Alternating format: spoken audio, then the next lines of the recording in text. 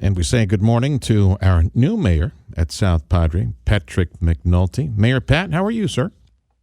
Good. How are you doing today? Man, I understand you're a pretty busy dude. I see your name in We try. real estate, construction, all over the place. Why do you want to burden yourself with all the work at City Hall?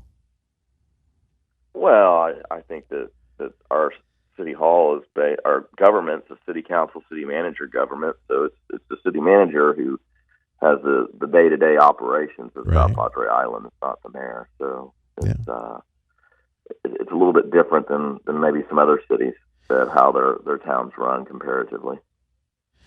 Tell us a little bit about yourself, Mayor Pat. How do you pay the bills, your background, and how you got involved in local politics? Well, I've been vacationing on South Padre Island since I was 2 years old. I've been living here since 2005, full-time, working here since 97, and own a construction company, Willis Development, and used to own part of SPI Rentals and sold that out a couple of years ago, and got involved in local government just from being the planning and zoning chairman for the last 10 years. There we go. Probably spending about 12 years serving on planning and zoning, and served on a bunch of other committees for South Padre Island, and I think it was just the right time to step in and fill in for Mayor Stahl's abbreviated term. You like all the growth that you've seen over a couple of decades at South Padre? You like all those high rises and all the expansion and growth on the island? Well, I mean, that's the only way for our economy to continue to grow is to bring tourists here year round, and we need lodging for them. And so, yes, growth is really important to South Padre Island, and we just got to figure out how to increase our full-time residency loads on South Padre Island. What is the population of South Padre? I don't know. I mean, the population varies somewhere around 3,000 people full time. Oh, that little? I thought it was more like 10K. Yeah, it's only 3,000 people.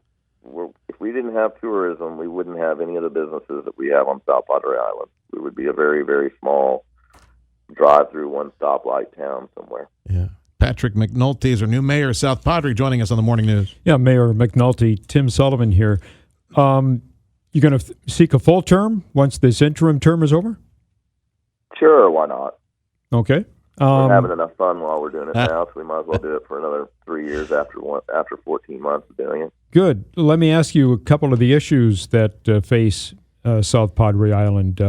For instance, of course, spring break. Are you going to be pushing for any changes one way or the other as far as how the island approaches that event under a Mayor McNulty term? Well, I mean, I think we all have to understand that spring break is important to the economy of South Padre Island, and we've been doing a really good job over the last couple of years monitoring and getting control of social media aspects and that sort of thing regarding safety and well-being on South Padre Island, and we just got to, continue to do a great job of making it a safe place for these kids to come down and have fun, and at the same point in time that they don't interfere with the families that come down to have a good time on South Padre Island. March is a weird weather month for us, and so we've got to do our best to capture what we can for our local businesses. How hard are you going to be pushing for a cruise ship port? There's been a couple of studies with respect to that. And can you fill us in where that stands and where you see that issue going? Well, we've handed over the reins to that to the Cameron County because of the fact that they're the large stakeholder in it. Because it would be the most reasonable place to put a port would be in Isla Blanca Park in that area, and so Cameron County has taken over the follow up on the studies and such regarding the cruise ship options. I believe that they're having a discussion tomorrow at the June 20th meeting. I think it's an executive session about a revised or updated report study that they have on the cruise ship. And from my conversations with Judge Trevino, that he'll forward that report over after they get through doing executive session, so we'll get a chance to look at it. But they have to review it first before they can make it public and send it over to us, and that'll give us a good indication of looking at in order to bring the cruise ships here. I think it's an excellent opportunity for our local businesses to increase sales, increase revenue during the off season, which is one of our hard points in South Padre Island, is that we go to 0 to 100, and 3 months later we're back to, or 5 months later we're back to 0 miles per hour again. Yeah, so, understood. Mm-hmm. You're going to be really hard on our local businesses. Yep. Speaking of development, and there would be a lot of development on the northern end of the island if the second causeway ever gets built. You're going to be pushing for that project to be built sooner than later? Well, we're just going to have to figure that out right now. I mean, the governor has made a decision that they have put a moratorium on toll roads on toll roads in the state of Texas. Mm-hmm. And that second causeway was always considered to be a toll road. That being said, so that stopped everything. I think we were 18 months away from completing our environmental study and working towards that process. So that's on hold right now. The good news is that with Cameron County and Hidalgo County joining forces and creating the MPO, right? And if we have the possibility of joining that MPO, I know that second causeway / the upgrade of I can't remember the name, what the road is. That outer parkway. Yeah.